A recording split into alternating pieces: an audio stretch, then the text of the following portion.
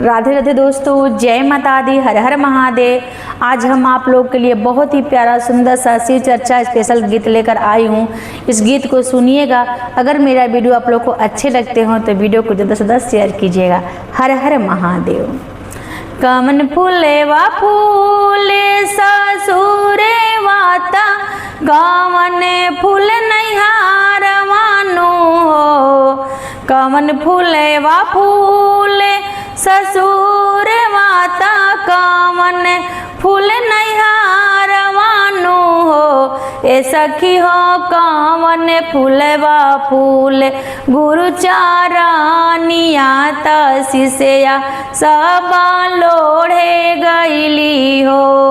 ए सखी हो कमन फूलवा फूल गुरु चारानिया तसिया सब लोढ़े गईली हो।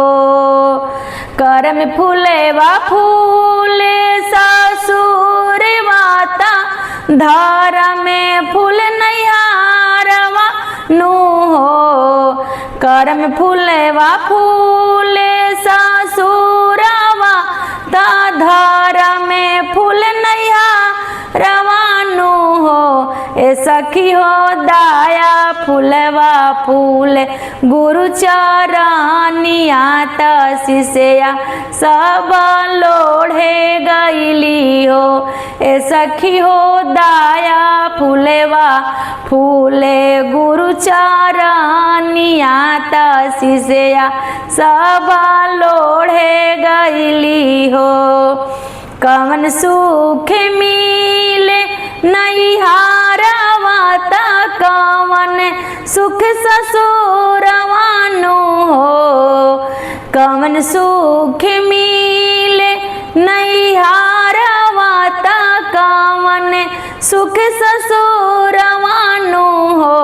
ए सखी हो कवन सुख मिले गुरु चारानिया तसिया सब लोढ़े गईली हो। ए सखी हो कवन सुख मिले गुरु चारानिया तसिया सब लोढ़े गईली हो। माई सुख मिले नैहारवा ता, पिया सुख ससुरवानो हो। माई सुख मिले नैहारवा ता, पिया सुख ससुरवानो हो।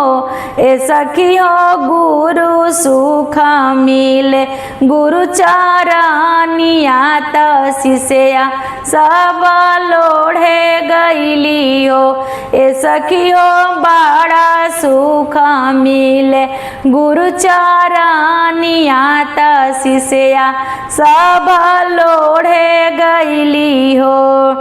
आचरा पसारे शिष्या दाया मांगे गुरु के चरानिया नो हो।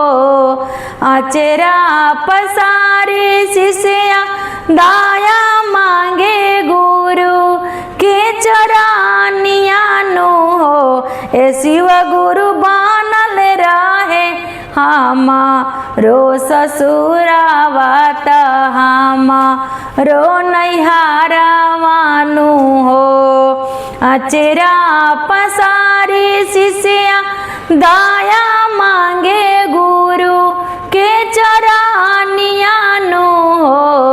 ए शिवे गुरु बनल रहे हमारो नैहारवा ता, हमारो ससुरावानो हो।